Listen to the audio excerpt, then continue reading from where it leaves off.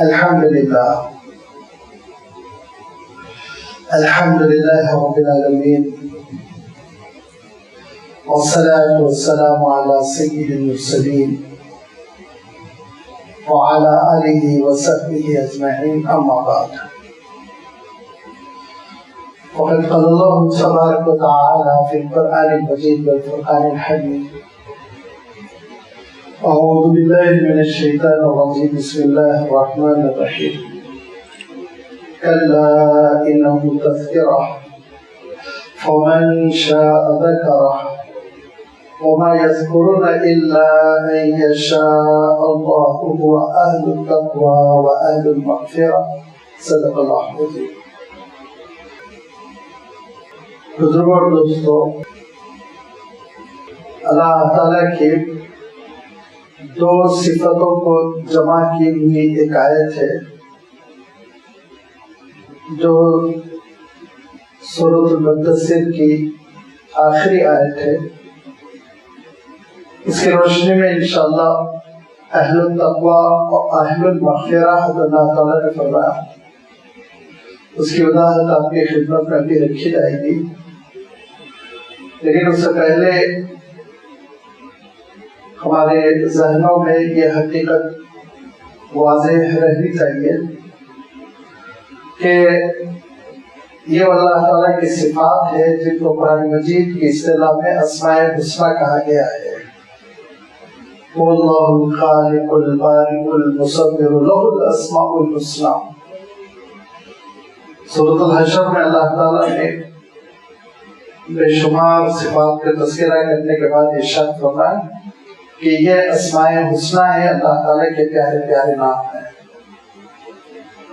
ان ناموں کے سلسلے میں خود اللہ تعالیٰ نے یہ بات ارشاد فرمائی کہ وَلِلَّهِ الْأَسْمَاءُ الْحُسْنَى فَادْعُوهُ بِهَا، کہ اللہ تعالیٰ کے جو پیارے پیارے نام ہیں اسماء الحسنی، ان کے ذریعے دعاؤں کا اہتمام کرو، انشاءاللہ دعائیں قبول ہوں گی.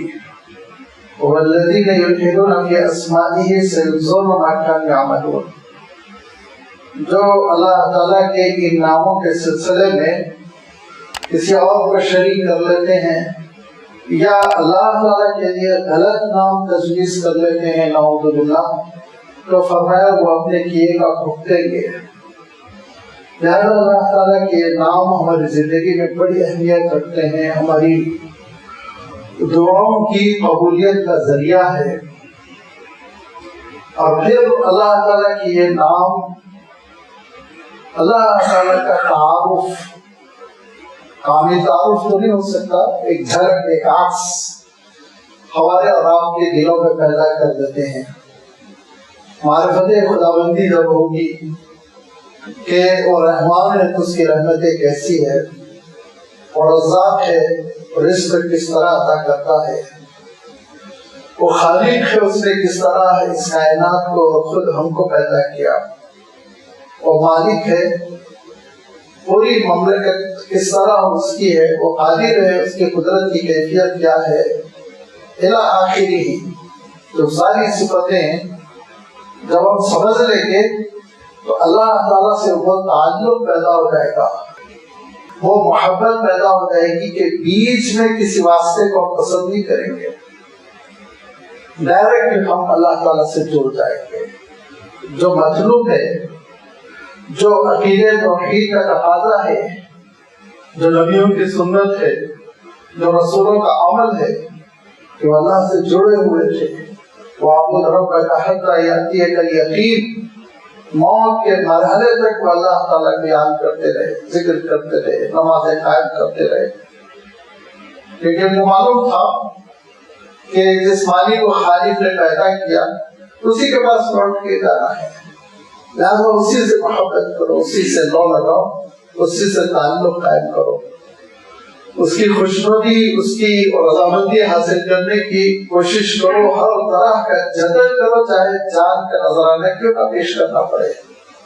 یہ کیفیت یقین کی، ایمان کی یہ کیفیت جس کو اللہ کے رسول صلی اللہ علیہ وسلم نے حلاوت الایمان فرمایا، شیرنی حلاوت، کہ ایک مٹھاس ایمان کی انسان محسوس کرے اس وقت جب کہ اللہ تعالیٰ کے اسماء الحسنی کو سمجھے گا. یہی وہ اللہ تعالیٰ کے اسماء الحسنی ہے, یہی وہ صفات باری تعالیٰ ہے جو بیسیوں نہیں, اگر میں لفظ کہوں تو بالکل غلط نہیں ہوگا, مبالغہ نہیں ہوگا کہ سینکڑوں آیتوں میں اختتام پر وارد ہوئے ہیں. کہیں آپ دیکھیں گے غفور الرحیم, کہیں آپ دیکھیں گے العلیم الرشید, کہیں آپ دیکھیں گے الرحمن الرحیم. تقریباً آیتیں آپ دیکھیں گے کہ انہی اسماء الحسنی پر ختم ہوتی ہیں. اس سے ان کی اہمیت کا بھی پتہ چلا اور یہ بھی پتہ چلتا ہے کہ فہم قرآن بھی موقوف ہے. قرآن مجید کا فہم بھی ڈیپینڈ کرتا ہے ان اسماء الحسنی کے فہم پر.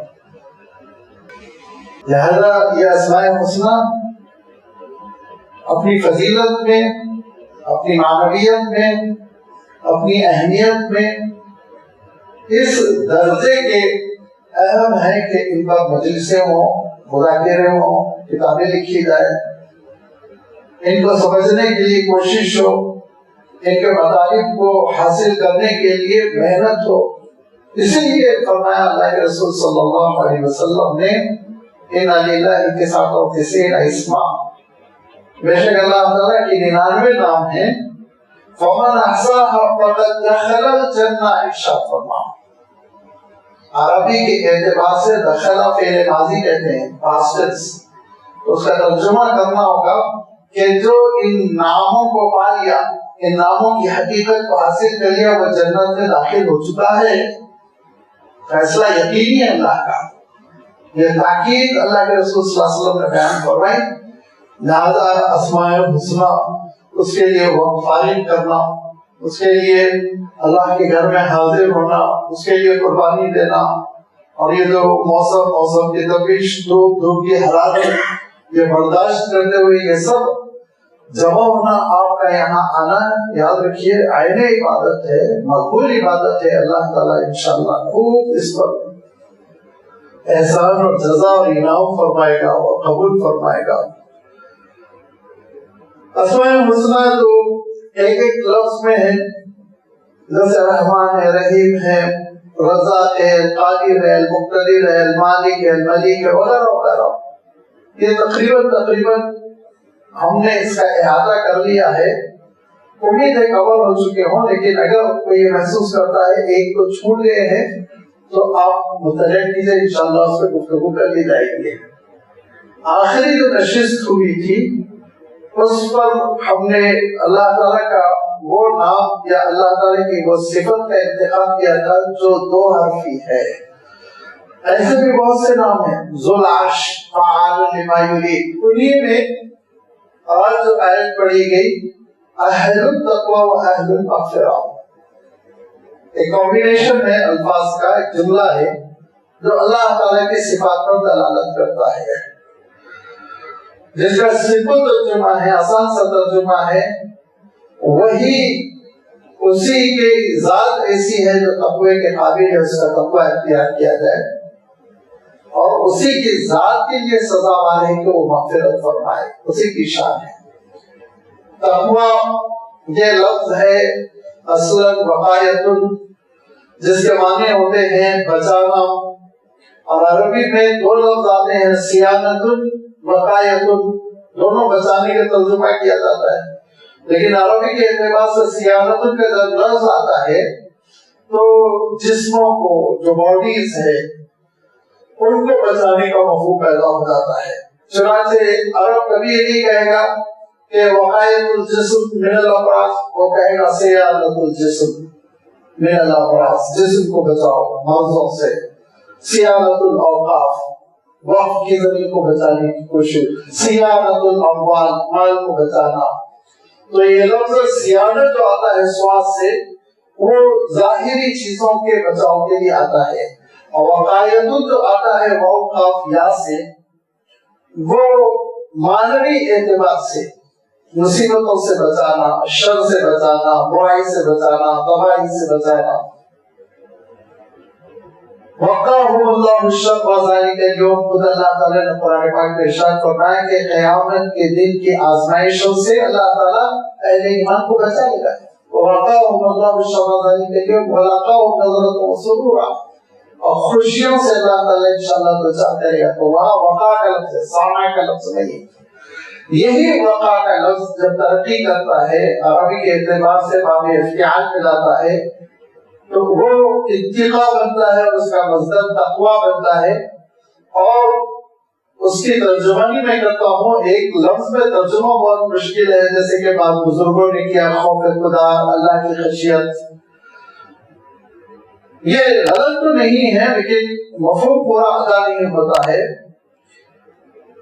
اصل تقوی کے معنی جو ہوتے ہیں وہ اللہ تعالیٰ نے جن چیزوں کو حرام کیا ان حرام چیزوں سے اپنے آپ کو بچانا ہے.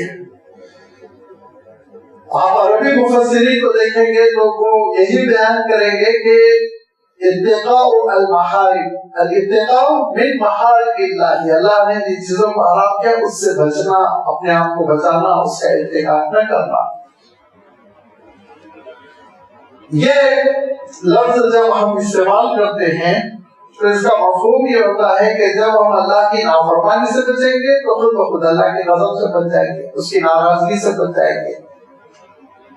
اور اللہ تعالیٰ کی ناراضگی سے اپنے آپ کو بچا لینے کے معنی یہ ہے کہ پھر اللہ تعالیٰ سے راضی ہوگا، خوش ہوگا، اللہ تعالیٰ انعام کا معاملہ فرمائے گا، کامیابی کا معاملہ فرمائے گا. لہذا یہ تقویٰ گویا کہ آخری مرحلے تک ہمارے ساتھ ہے، جنت کے حصول تک، اخروی کامیابی تک. اسی لیے اللہ تعالیٰ نے اس لفظ کو مختلف سچویشنز میں استعمال کیا. رمضان کے بارے میں کہا کہ روزے رکھو لعلکم تتقون، تاکہ تم گناہوں سے بچو، حرام چیزوں سے بچو. روزہ تمہارے اندر ملکہ پیدا کر دے گا کہ اللہ تعالیٰ نے جن چیزوں سے منع کیا ان چیزوں سے کیسے آپ رک کیا جاتا ہے. پانی سے آپ رکتے ہیں، کھانے سے آپ رکتے ہیں، وغیرہ وغیرہ. کیوں اللہ نے منع کر دیا تو لازمی بات ہے پوری زندگی میں انسان ان ساری چیزوں سے رکے گا جن سے اللہ تعالیٰ نے روک دیا، حرام کر دیا، منع کر دیا. یہ ہے اصل تقویٰ.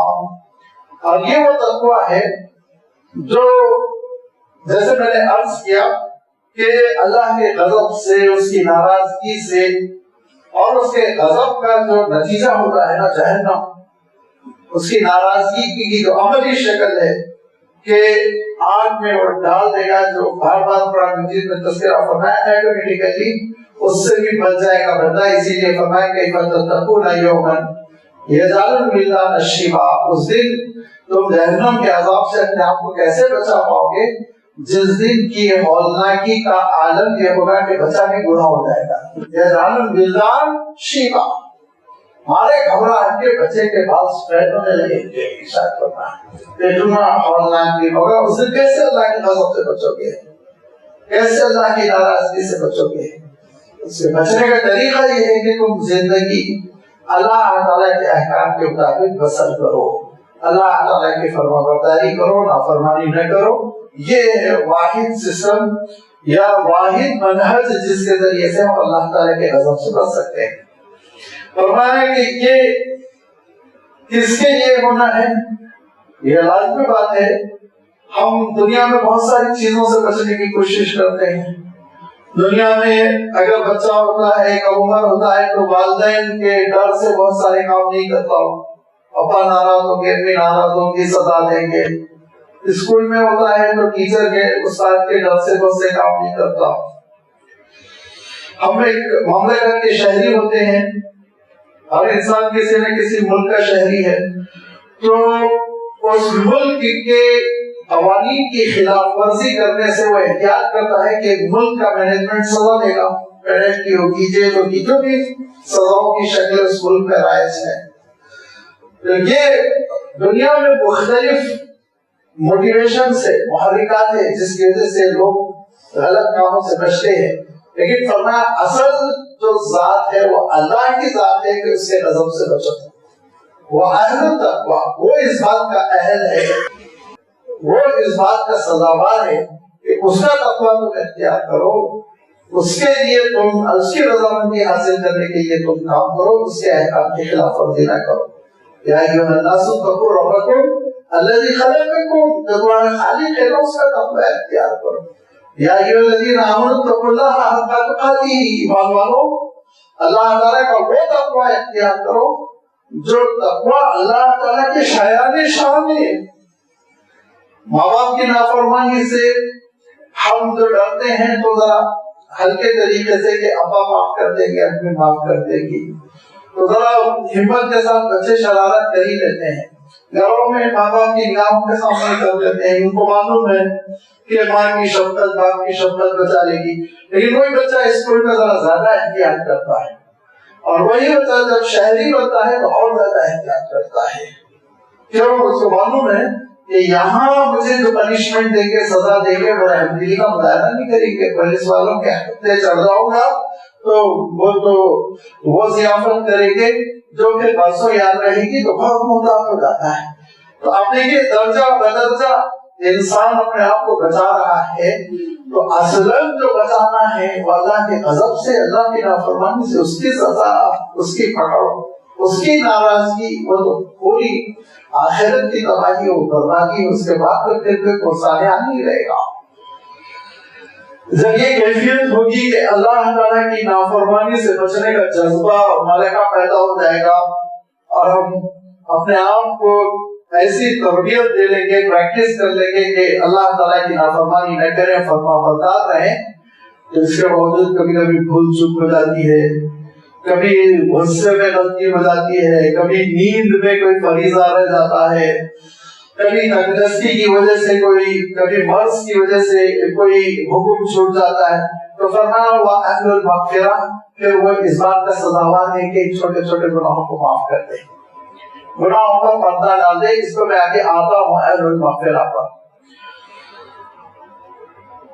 مغفرہ کے معنی، غفارہ کے معنی ہوتے ہیں پردہ ڈال دینا، عیوب کی ستر پوشی کرنا، عیوب کو، گناہوں کو ظاہر نہ ہونے دینا، یہ معاف کرنے سے بڑھ کر ہے، یاد رکھیے۔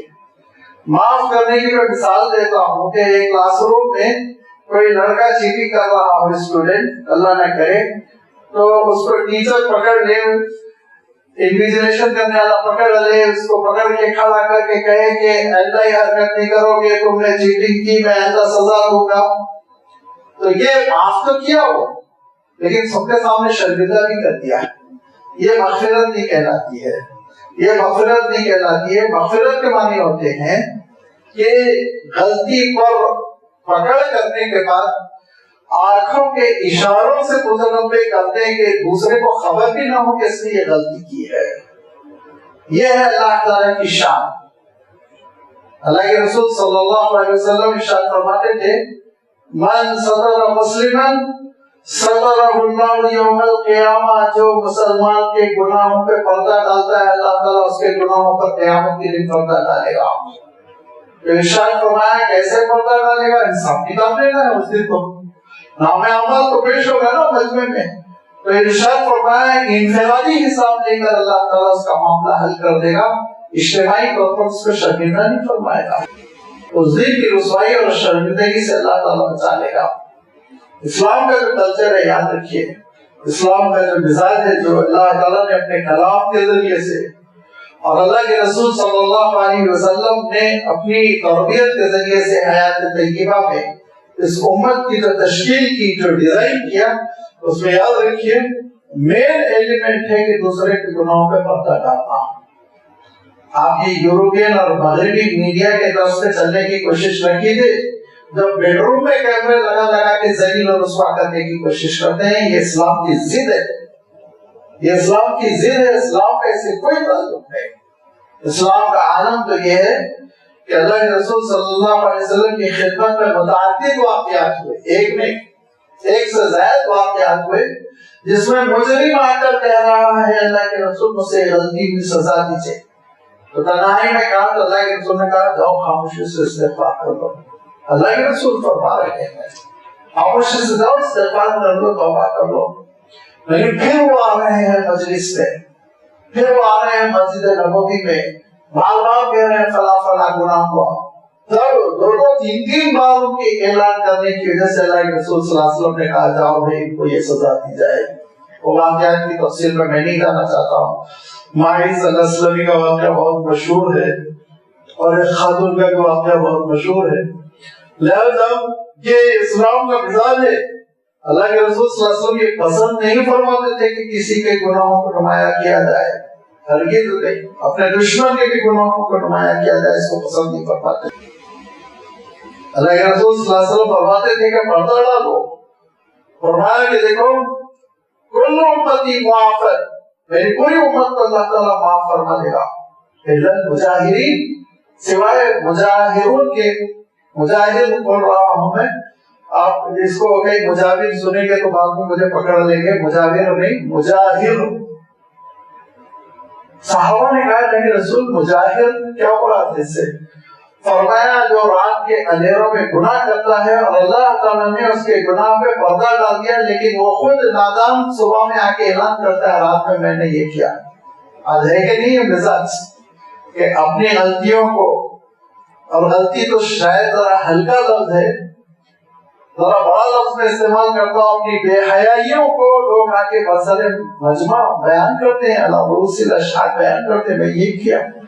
جب تم کہہ رہے ہو لوگوں کے سامنے تو پھر اللہ تعالیٰ بھی مجمع میں تمہاری گرفت کرے گا.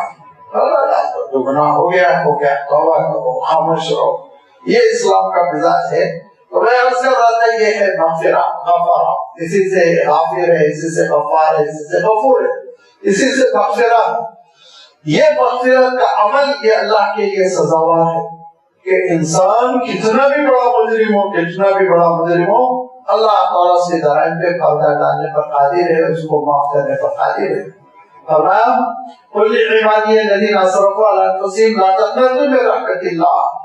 جنہوں نے گناہوں کے ذریعے سے اپنی جانوں پر ظلم کیا وہ ہرگز اللہ کی رحمت سے مایوس نہ ہو. ان اللہ یغفر الذنوب جميعا. سارے گناہوں کو معاف کرنے پر اللہ تعالیٰ قادر ہے. کون ہے جو اس سے پوچھے کہ آپ نے کیوں معاف کر دیا فلاں بندے کو؟ اس کی شان بے نیازی ہو. اللہ احد، اللہ الصمد ہے. اس کو کسی کی کوئی پاسپورٹ کی کوئی اندیشہ نہیں، کسی قسم کا کوئی اندیشہ نہیں. لہذا فرمایا کہ دیکھو وہ سارے گناہوں کو معاف کرنے پر قادر ہے. لہذا بلا وجہ تم اپنے گناہوں کا اعلان نہ کرو. وہ اہل المغفرہ، وہ مغفرت والا ہے، اس کی ادا مغفرت ہے، اس کی صفت مغفرت ہے، اس کی شان مغفرت ہے. تو ضرور اس سے امید رکھو تمہارے گناہوں کو معاف کرے گا. اب اس آیت کی تشریح میں ایک تو اللہ کے رسول صلی اللہ علیہ وسلم کی حدیث مبارک ہے. امام ترمذی رحمۃ اللہ علیہ نے اور امام ابن ماجہ نے اپنی سنن میں اس حدیث کو بیان کیا. حضرت انس راوی ہے کہ اللہ کے رسول صلی اللہ علیہ وسلم ارشاد فرماتے ہیں اللہ تعالیٰ اس بات کا مستحق ہے کہ تم اس کے شرک سے بچو، اس کے ذات میں کسی کو نہ شریک کرو. اور جب تم شرک سے بچو گے تو اللہ تعالیٰ اس بات کا سزاوار ہے، اہل ہے اور اس بات کا مستحق ہے کہ وہ تمہارے سارے گناہ معاف کر دے. یہ ایک تشریح تو اللہ کے رسول صلی اللہ علیہ وسلم نے فرمائی. اور یہ بار بار اللہ تعالیٰ نے قرآن مجید میں بھی ارشاد فرمایا کہ دیکھو چھوٹے موٹے گناہ تو اللہ تعالیٰ معاف کر دے گا لیکن شرک کو اللہ تعالیٰ معاف نہیں کرے گا. اس اللہ لا یغفر یشرک به ویغفر ما دون ذلک لمن یشاء. شرک کو معاف نہ کرے گا تو یہ غلط فہمی نہیں ہونی چاہیے کہ مشرک اگر توبہ کر کر ایمان قبول کر لے تب بھی اس کے گناہ معاف نہیں ہوں گے. لیکن ایسا نہیں ہے. توبہ پہ تو ہر گناہ معاف ہے. شرک سے باز آ جائے، توحید پر آ جائے، توبہ کر لے، اسلام قبول کر لے، ایسے تو سینکڑوں صحابہ ہیں جو مشرک تھے لیکن انہوں نے توبہ کی، اسلام میں داخل ہو گئے، پھر صحابیت کا مقام ملا. تو توبہ کے ذریعے سے شرک بھی معاف ہو جاتا ہے، سچی توبہ ہو اور اسلام میں انسان داخل ہو. لیکن بسا اوقات انسان کو بعض گناہوں کا احساس نہیں ہوتا اور بے حسی کے ساتھ وہ ان گناہوں پہ مر جاتے ہیں. تو فرمایا اگر مشرک کوئی مرے گا تو اللہ تعالیٰ اس کے لیے مغفرت کا معاملہ نہیں کرے گا. حالت شرک پہ جو مر گیا موت لگے جہنمی ہو گیا. باقی تمام کے گناہوں کو اللہ تعالیٰ معاف فرمانے پر قادر ہے اگر وہ چاہے. اگر اس کی منظوری مل جائے، اپروول مل جائے، لمن یشاء فرمایا، اس کی مشیت ہوگی تو معاف فرمائے گا، نہیں ہوگی مشیت تو گناہوں پہ پکڑ ہوگی۔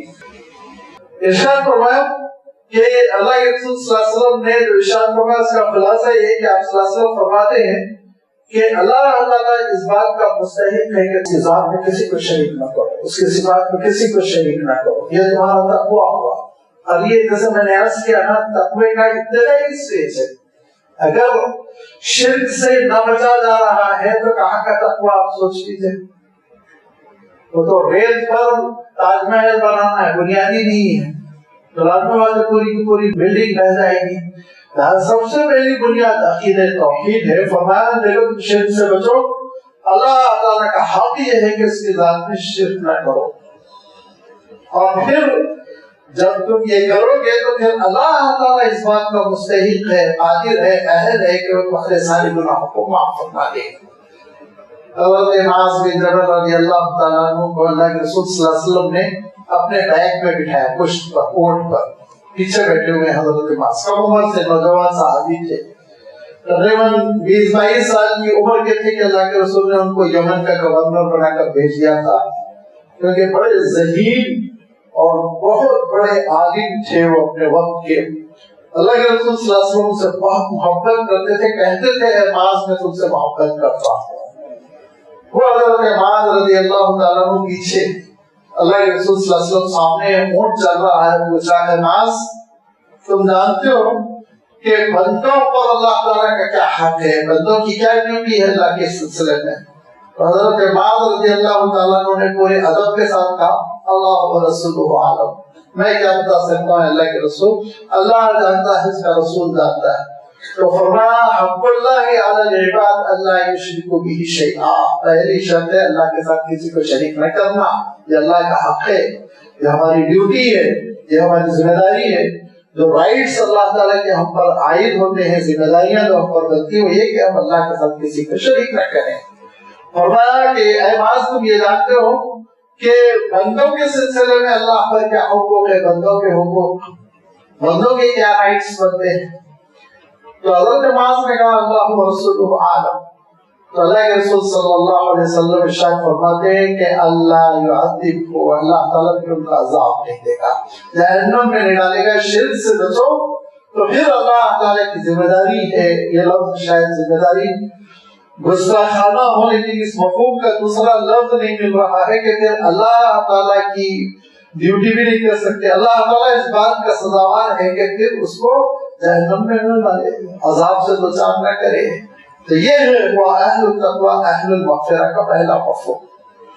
دوسرا مفہوم جو ہے وہ یہ ہے کہ اللہ تعالیٰ نے جن چیزوں کو حرام قرار دیا ہے، اسلام قبول کر لینے کے بعد سے ہم پر بہت سے فرائض عائد ہوتے ہیں، بہت سی چیزیں ایسی ہیں ناجائز جن سے اجتناب کرنا ضروری ہوتا ہے، جو اشد حرام ہے، ان کے قریب بھٹکنے کی اجازت نہیں ہے۔ اللہ تعالیٰ نے خود ارشاد فرمایا لا تقربوا الزنا، زنا کے قریب نہ بھٹکو، قریب نہ جاؤ، زنا نہ کرو، نہیں ہے لا تقربوا الزنا، قریب بھی نہیں بھٹکنا۔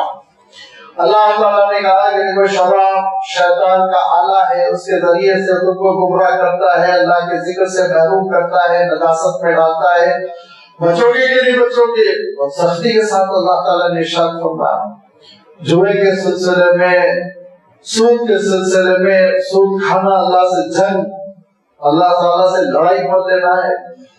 ایسے وہ شدید جو حرام چیزیں ہیں، ان حرام چیزوں سے اور مشکوک چیزوں سے بچنا، فرمایا یہ تقویٰ ہے۔ تقویٰ یہ ہے کہ آپ اپنے وجود کو، اپنے جسم کو، اپنی شخصیت کو ان چیزوں سے بچائیں جو آپ کی شخصیت کو ڈیمیج کر دیتی ہے، روحانی طور پر برباد کر دیتی ہے۔ لازمی بات ہے کہ اللہ کے رسول صلی اللہ علیہ وسلم ارشاد فرماتے ہیں ایک صحابہ دور کا سفر کر کر آیا، کہاں ہے؟ اللہ کے رسول نے فرمایا تو مسجد نبوی ہی آیا ہوگا۔ مسجد نبوی میں اللہ کے رسول فرماتے ہیں ایک صحابہ دور کا سفر کر کر آئے، پگ پہ کپڑے میلے، بال خاک آلود، اور پھر ٹوٹے ہوئے اللہ کے دربار میں کہہ رہے ہیں اللہ میرے ساتھ یہ معاملہ فرمائیے، یہ دعا قبول کر لیجیے، یہ مسئلہ حل کر دیجیے۔ وَأَنَّ يُسْتَجَابُ لَهُ، اس کی دعا ویسے قبول ہوگی مأکلہ حرام مشربہ حرام ملبسہ حرام، جو کپڑے پہنا ہوا ہے وہ حرام کے ہے، جو گوشت ہے اس کے ہڈیوں میں چڑھا ہوا وہ حرام کا ہے، کھانا اس کا حرام کا ہے، پینا اس کا حرام کا ہے۔ کہاں سے اس کی دعا قبول ہوگی؟ چاہے وہ امریکہ سے آسٹریلیا سے عمرہ کرنے پہنچے، مسجد نبوی پہنچے، حرم شریف پہنچے اور پکار کے کہ اللہ میری دعا سن لیجیے، اللہ میری دعا سن لیجیے، فرمایا اللہ استجاب اللہ، نہیں ہوگا، نہیں قبول کی جائے گی، ریجیکٹ ہوگی۔ تو یہ جب انسان ان حرام چیزوں کا ارتکاب کرتا ہے اس کی روحانیت ڈیمیج ہو جاتی ہے، اس کی شخصیت تباہ ہو جاتی ہے، برباد ہو جاتی ہے، اور اس کے لیے پھر ایک ہی ڈوز باقی رہتا ہے، ایک ہی میڈیسن، ایک ہی علاج، اور وہ ہے توبہ۔ سچے دل کے ساتھ پہلے توبہ کر لے، گناہوں سے باز آ جائے، صدق دل کے ساتھ ان گناہوں کی طرف لوٹنے کی تصور بھی نہ کرے، اب یہ توبہ کرنے کے بعد پھر انشاءاللہ اس کی نئی زندگی شروع ہوگی، اور انشاءاللہ اللہ تعالیٰ اس کے گناہوں کو معاف فرمائے گا، کیونکہ اللہ تعالیٰ نے خود اعلان فرما دیا کہ اللہ تعالیٰ ان اللہ یقبل التوبۃ عن عبادہ ویعفو الکثیر، خوب توبہ قبول کرتا ہے، خوب معاف فرماتا ہے۔ تو میں یہ عرض کر رہا تھا کہ جب تک کہ انسان جو چیزیں حرام ہیں، ناجائز ہیں، ناپسندیدہ ہیں، ان سے نہیں بچے گا، ان سے بچنے کی پریکٹس نہیں کرے گا، اس وقت تک وہ پھر اللہ تعالیٰ کے اس فضل کا، اللہ تعالیٰ کے اس کرم کا مستحق نہیں ہو سکے گا کہ اس کی مغفرت کر دی جائے۔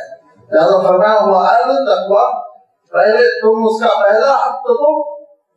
ہم کہتے ہیں نا کہ ادب کرو ادب ملے گا، تو پہلا حق تو یہ ہے کہ تم اس کا حق ادا کرو، تقویٰ اپنے اندر پیدا کرو، حرام چیزوں سے اجتناب کرو، اور پھر اس کے بعد سے وہ انشاءاللہ اس بات کا سزاوار ہے کہ مغفرت کا معاملہ فرمائے گا، گناہوں کو معاف فرمائے گا۔ لہذا اللہ تعالیٰ کی وہ صفت ہے کہ اس صفت میں آپ دیکھیں گے کہ بندوں کے لیے بھی پیغام ہے، بندوں کے لیے بھی لاہ عمل ہے، اور اللہ تعالیٰ کی شان بھی بیان ہو رہی ہے کہ دنیا میں بہت سی چیزوں کو ہم ملحوظ رکھتے ہوئے، بہت سے مسائل کو مد نظر رکھتے ہوئے، بہت سی ایسی ارتکاب سے، ایسے کاموں سے بچتے ہیں جس کا ہم سمجھتے ہیں کہ ہم کو نقصان ہوگا، لیکن بہت کم ایسا ہوتا ہے کہ بندہ یہ خیال کرے کہ میں اس کے کام کروں گا تو اللہ تعالیٰ کی نافرمانی ہو جائے گی، اور اللہ تعالیٰ کی نافرمانی ہو جائے گی تو میرا دل مردہ ہو جائے گا، میں کہیں کا نہیں رہوں گا۔ اسی لیے آپ دیکھیں کہ سورہ مدثر میں اللہ تعالیٰ نے جہاں یہ آیت نازل فرمائی، اس سے پہلے دو باتیں اللہ تعالیٰ نے ارشاد فرمائی۔ نمبر ایک، ولید بن عقبہ کا واقعہ بیان فرمایا کہ جب مشرکین مکہ نے اس کو نمائندہ بنا کر بھیجا کہ جاؤ آپ صلی اللہ علیہ وسلم سے کچھ بات چیت کر کر، نیگوشیٹ کر کر کوئی ایک ایسے نتیجے پہ پہنچو کہ جھگڑا ختم ہو جائے، وہ بھی کچھ کر لے کمپرومائز، ہم بھی کچھ کمپرومائز کر لیں۔ ولید جب گیا تو اللہ کے رسول صلی اللہ علیہ وسلم نے بہت ہی اطمینان کے ساتھ اس کی پوری بات سنی، اور ایموشنل جذبات میں آ کے سامنے والے کو بولنے کا موقع نہ دینا یہ بزرگ کا مزاج نہیں تھا۔ روایتوں میں آتا ہے کہ اللہ کے رسول صلی اللہ علیہ وسلم کا دامن پکڑ کے ایک بڑی بھی کوئی ضعیف خاتون اپنا دکھڑا بیان کرنے لگی، اللہ کے رسول صلی اللہ علیہ وسلم اس وقت تک کھڑے رہے جب تک کہ ان کی بات مکمل نہ کر لی۔ وہ خاتون کوئی مدینے کی مشہور خاتون نہیں تھی، معزز ایسی معروف قسم کی خاتون فلاں قبیلے کوئی آئی ہوئی تھی، مسئلہ بیان کر رہی تھی، لیکن اللہ کے رسول صلی اللہ علیہ وسلم پوری دل جمعی کے ساتھ مسائل سنتے تھے۔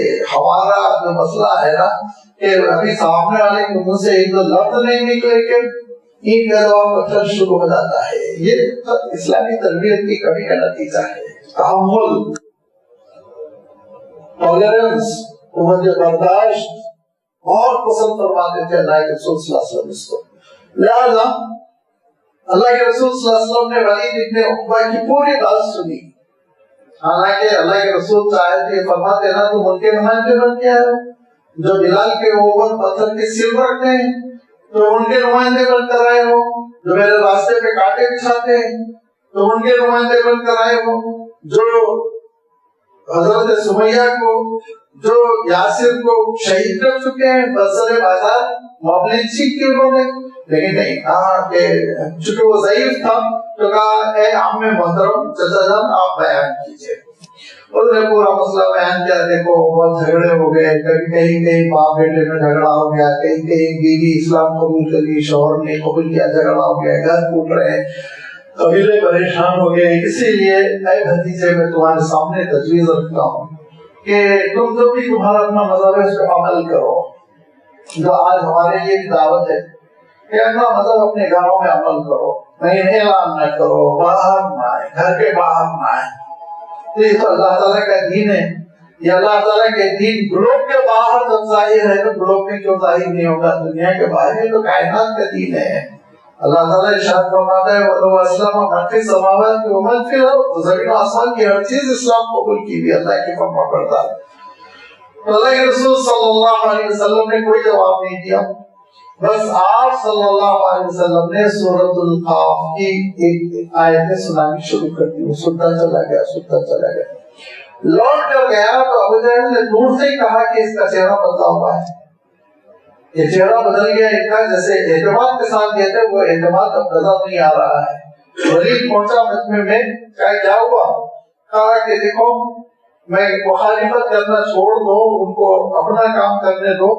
میں نے ان سے وہ کلام سنا جس کلام کی شان یہ ہے کہ اس کے ظاہر میں ان اعلیٰ مثبت و ان اسفلہ مثبت، کہ جس کے ظاہر میں بڑے فوائد ہیں اور جس کے اندرون میں بڑے معنی ہیں. اور ان فیہ لحلاوہ و ان علیہ لطلاوہ، بڑی چاشنی ہے اور پیارا کلام ہے اور جلال بھی ہے، طلاوہ روح بھی ہے، چمک بھی ہے. اللہ کی مخالفت چھوڑ دو. ابو جہل نے کہا پھسل گئے آپ کو جو ہے آپ کے جو 10 بیٹے ہیں اور جو آپ کے کاروبار ہے اس کو نقصان پہنچنے کا ڈر ہے، اسی لیے آپ پھسل گئے. اس کو پھر غیر مسلم جاہلانہ جو غیرت ہوتی ہے وہ حمیت جاہلیت، وہ اس کی رگے جاہلیت کڑک اٹھی اور اس نے بدتمیزی مت کرو، مجھے کسی چیز کی کوئی ضرورت نہیں ہے. پھر ہم آپ کی یہ بات نہیں مانیں گے. کہا مجھے وقت دو. وقت دیا گیا، سوچتا رہا. دوسرے دن اس نے آ کے یہ کہا کہ ایک کام کرو، صرف ایک ہی چیز بیان کرو کہ یہ جادوگر ہیں اور جو کلام سنا رہے ہیں وہ جادو کر رہے ہیں. لہذا وہ اس نے ایک فارمولا دیا قریش کو، مکے کے مخالفین کو، کہ یہ ایک ایسی جادو ہے جس کو سننے سے لوگ متاثر ہو جاتے، سنو ہی مت. یہ فارمولا دیا. اللہ تعالیٰ نے اس کی سرزنش کی. ارشاد فرمایا مارا گئے، ہم نے اس کو بیٹے دیے، ہم نے دولت دی اس لیے کہ اللہ کے دین کی مخالفت کرے اور یہ کہے کہ یہ جادوگری ہے. اس کے بعد اللہ تعالیٰ نے دوسرا مسئلہ یہ بیان فرمایا کہ آخرت میں ایسے لوگ ناکام ہوں گے اور آخرت میں وہ لوگ کامیاب ہوں گے جنہوں نے اللہ تعالیٰ پر ایمان قبول کیا اور اہل تقویٰ بنے. فرمایا کہ وہ جنت میں داخل کیے جائیں گے. فی جنات یتساءلون عن المجرمین، جنت میں جانے کے بعد وہ کہیں گے کہ مجرموں کا کیا حشر ہوا ہم کو بتایا جائے.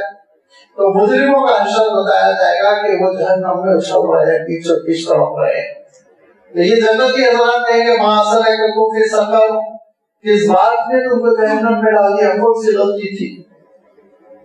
آج معائنہ کرنے، دورہ کرنے جیل میں جاتے ہیں، بعض لوگ تو پوچھ لیں نا آپ سے کیا جرم ہوا تھا جس کی وجہ سے آپ سزا بھگت رہے ہیں، آپ سے کیا جرم ہوا تھا. تو حیرت انگیز بات یہ ہے کہ ایک صاحب بتا رہے تھے تلنگانہ کے جیلوں میں 1300 لوگ ایسے ہیں جن کا کوئی جرم نہیں ہے اور سب کے سب مسلمان ہیں اور ہم لوگ غفلت پہ پڑے ہوئے ہیں. یہی آپ کی مسجد میں وہ صاحب نے بتایا، جیلوں کا سروے کرنے کے بعد انہوں نے خود بتایا کہ 1300 ایسے مسلم نوجوان جیل میں ہیں جو جن کا کوئی قصور نہیں. آج تک کورٹ میں ان کے جرم کو پیش نہیں کیا گیا 6 مہینے سے 10 مہینے سے. تو میں کر رہا تھا جیسے سروے میں پوچھا جاتا ہے نا تو پوچھیں گے جنتی مسئلے کا کچھ سکا تو وہ کہیں گے لمنا کو من المصلین، نمبر نماز نہیں پڑھتے تھے. اللہ تعالیٰ حفاظت فرمائے. وَلَمْ نَكُنْ نُطْعِمُ الْمِسْكِينَ، غریبوں کو کھانا کھلانے سے گریز کرتے تھے. اللہ تعالیٰ اس سے بھی بتائے. اور بس چھنیاں ہیں، پہلی چھنی نماز کی، اس میں سے چھنی کچھ لوگ نکلتے ہیں تو دوسری چھنی میں پھنس جاتے ہیں، صدقات کے دشمن ہوتے ہیں. صدقات کا نام آیا تو پھر ان کو بڑا مسئلہ، امتحان میں پڑ جاتے ہیں، آزمائش میں. وَلَمْ نَكُنْ نُطْعِمُ الْمِسْكِينَ وَكُنَّا نَخُوضُ مَعَ الْخَائِضِينَ. تیسری بات، ہم ڈاؤٹ فل رہتے تھے، شک و شبہ میں رہتے تھے، پتہ نہیں ہوگا بھی کہ نہیں ہوگا. وَكُنَّا نُكَذِّبُ بِيَوْمِ الدِّينِ، ہم آخرت کو اہمیت نہیں دیتے تھے، جھٹلاتے تھے. لہذا نتیجہ یہ ہوا کہ آج ہم جہنم میں پڑے ہوئے، ایمان سے محروم ہیں، نماز نہیں ہے، صدقات نہیں ہے، تو لازم بات ہے جہنم میں رہیں گے. تو یہ جو جہنمی ہے ان کے بارے میں فرمایا کہ وَمَا تَنْفَعُهُمْ شَفَاعَةُ الشَّافِعِينَ، کسی کی بھی سفارش ان کے حق میں کارگر نہیں ہوگی، ان کو جہنم میں ڈلنا ہوگا. اللہ انہو تذکرہ، اے مسلمانوں غور سے سنو، یہ نوٹیفیکیشن ہے. اللہ انہو تذکرہ، یہ نصیحت ہے، تم کو الرٹ کیا جا رہا ہے، متنبہ کیا جا رہا ہے، سمجھ لو حقیقت کو. فَمَنْ شَاءَ ذَكَرَ، تمہارے لیے راستہ کھلا ہوا ہے، تم میں سے جو چاہتا ہے نصیحت حاصل کر لے، سدھر جائے، اللہ تعالیٰ موقع دے رہا ہے.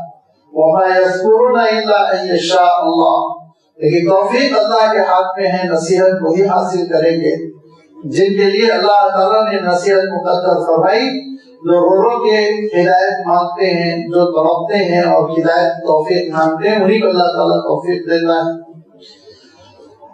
وَمَا يَذْكُرُونَ إِلَّا أَن يَشَاءَ اللَّهُ وَأَهْلُ التَّقْوَى وَأَهْلُ الْمَغْفِرَةِ. یاد رکھو تقوی کے لیے بھی وہی اہل ہے کہ اسی کا تقوی تم اختیار کرو، اسی کی ذات ایسی ہے کہ جس کے لیے تم تقوی اختیار کرو. وَأَهْلُ الْمَغْفِرَةِ، تقوی اختیار کرو گے تو پھر یاد رکھو، اگر تمہارے اندر یہ شعور پیدا ہو جائے، یہ اویئرنیس ہو کہ ہم اللہ کی نافرمانی سے بچیں گے، ہم اللہ تعالیٰ کے حکم عدولی نہیں کریں گے، حرام نہیں کریں گے، اس کے بعد کسی وجہ سے غلطی ہو جائے تو ارشاد فرمایا حضرت آدم علیہ السلام کا واقعہ یاد کر لو کہ درخت کو چٹ لیا تھا، شیطان نے بہت بہکایا اور نئے انداز میں بہکایا. وہی میڈیا کا بانی ہے نا، اس نے ایسا استعمال کیا، بار بار بار بار کہا کہ آپ اس درخت کو چٹ لیں گے تو ہمیشہ جنت میں رہیں گے، پھر کوئی خطرہ نہیں رہ جائے گا. وَقَاسَمَهُمَا، کتنی قسمیں کہی کہ اللہ تعالیٰ فرماتا ہے وَقَاسَمَهُمَا إِنِّي لَكُمَا لَمِنَ النَّاصِحِينَ، میں نصیحت کر رہا ہوں، خیر خواہ ہوں آپ کا حضرت، آپ ہمیشہ جنت میں رہیں گے. تو حضرت آدم علیہ السلام کو معلوم بھی نہیں تھا جھوٹی گواہی کوئی چیز ہوتی ہے، یا آپ لوگ جس کو کہتے ہیں گودی موڑیا کوئی چیز ہوتی ہے، اس کو معلوم ہی نہیں تھا. حضرت آدم تو معصوم تھے، جھوٹ بولنا کوئی چیز ہوتی ہے معلوم ہی نہیں تھا. حضرت آدم سمجھے کہ سچ بول رہا ہے، ذرا چک لیا تو حضرت آدم علیہ السلام زمین پر آئے. لیکن اللہ تعالیٰ نے توبہ نہ صرف قبول کی بلکہ آپ کو نبی بنایا نا، نبی ہے حضرت آدم علیہ السلام، روئے زمین پر پہلے نبی ہے تو تشریف لائے. تو معلوم یہ ہوا کہ اگر جذبہ ہے ہمارے اندر، شعور ہے، بیداری ہے کہ ہم حرام سے بچیں گے، کسی وجہ سے پھنس گئے، غلطی سے گناہ ہو گیا، بھول کی وجہ سے، نیند کی وجہ سے، ظلم و زیادتی کی وجہ سے، حضرت عمار بن یاسر رضی اللہ تعالیٰ عنہ کو پکڑ لیا، گردن کاٹ دیں گے تھے. وہ لفظ کیسے بولوں میں کہ یہ جے بولو وہ جے بولو. حضرت عمار نے دیکھا کہ سچویشن بہت خطرناک ہے واقعی یہ کاٹنے کے، تو حضرت عمار نے وہ لفظ کہہ دیا، لیکن ہوتے ہوئے آئے اللہ کے رسول صلی اللہ علیہ وسلم کی خدمت پہ. اللہ کے رسول صلی اللہ علیہ وسلم نے کہا کہ ہمارے اگر تم پر ظلم ہوا ہے اور ظلم و زیادتی کے ذریعے تم سے وہ لفظ کہلایا گیا، لیکن قلبو مطمئن بالایمان، تمہارا دل ایمان پر مطمئن ہے، تمہاری پکڑتی ہے کہ اللہ معاف فرمائے گا، وہ بھی کی کوئی ضرورت نہیں. ایسے ہی کسی وجہ سے اگر کسی حرام کا ارتکاب ہو گیا تو اللہ تعالیٰ پھر اہل المغفرہ، وہ مغفرت کا سزا مارے، وہ مغفرت کا معاملہ فرمائے گا، گناہ میں پردہ ڈال دے گا اور نہ صرف یہ کہ گناہ پہ پردہ ڈالے گا بلکہ اس کی کوئی پکڑ نہیں کرے گا، اس میں کوئی سزا نہیں ہوگی، اس میں کوئی پینلٹی نہیں ہوگی، اس پہ کوئی سرزنش نہیں ہوگی۔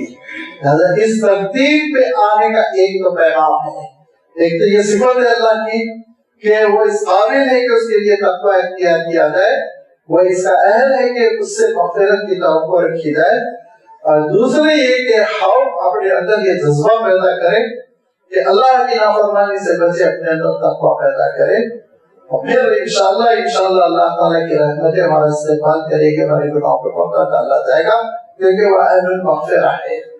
اس کے ساتھ ساتھ ہمارے اور آپ کے لیے ایک پیغام ہے کہ ہمارے اور آپ کے لیے پیغام یہ ہے کہ جب اللہ تعالیٰ کا معاملہ یہ ہے ہمارے ساتھ کہ وہ ہمارے بے شمار گناہوں پہ پردہ ڈال کر ہم کو معاف فرماتا ہے، پکڑ نہیں کرتا۔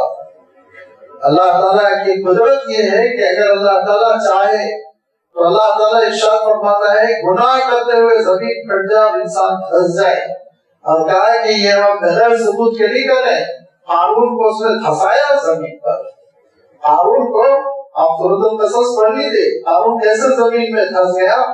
اللہ تعالیٰ ارشاد فرماتا ہے اس بات پر قادر ہے کہ گناہ کرتے ہوئے آسمان پھٹ جائے اور مجرم تباہ ہو جائے، اور قوم لوط پر عذاب بھیجا اس نے، اور ان پر آسمان پھٹا اور پتھروں اور آگ کے شعلوں کی بارش ہوئی، وہ ختم ہو گئے۔ لیکن اللہ تعالیٰ ارشاد فرماتا ہے معاملہ اس کا تو رحم و کرم کا ہے، معاف فرماتا ہے، مہلت دیتا ہے، معاف فرماتا ہے، مہلت دیتا ہے۔ جب مجرم اتنا بڑا ہو جاتا ہے، اتنا بڑا ہو جاتا ہے کہ یہ لگتا ہے کہ یہ تھوڑا پورے جسم کو تباہ کر دے گا، تب سرجری ہوتی ہے، تب اللہ تعالیٰ اس مجرم کو ہلاک کرتا ہے، برباد کرتا ہے۔ لہذا اللہ تعالیٰ جب ہمارے اتنے گناہوں کو معاف فرماتا ہے، کیا کیا گناہ ہوتے ہوں گے پتہ نہیں، دانستہ نہ دانستہ، جانتے ہوئے نہ جانتے ہوئے، سب پہ اللہ تعالیٰ پردہ فرماتا ہے، تو پھر ہم اپنوں کے ساتھ یہ معاملہ کیوں نہ کریں، اللہ کے بندوں کے ساتھ یہ معاملہ کیوں نہ کریں، پھر ان کے ساتھ معافی کا معاملہ کرنا چاہیے، ان کے ساتھ درگزر کا معاملہ کرنا چاہیے، ان کے ساتھ ان کی غلطی کو نظر انداز کر دینا، ایشو نہ بنانا، اور اس میں بڑا لمبا چوڑا مواخذہ نہ کرنا، یہ ہمارے اندر صفت پیدا ہونی چاہیے۔ یہ صفت پیدا ہوگی اس کے معنی ہے کہ اسماء حسنیٰ کا ایک عکس، ایک پرتو میری اور آپ کے ذات پر پڑا ہے۔ یہ معاف کرنے کی ادا کا عالم یہ ہے کہ اللہ تعالیٰ نے ارشاد فرمایا خذ العفو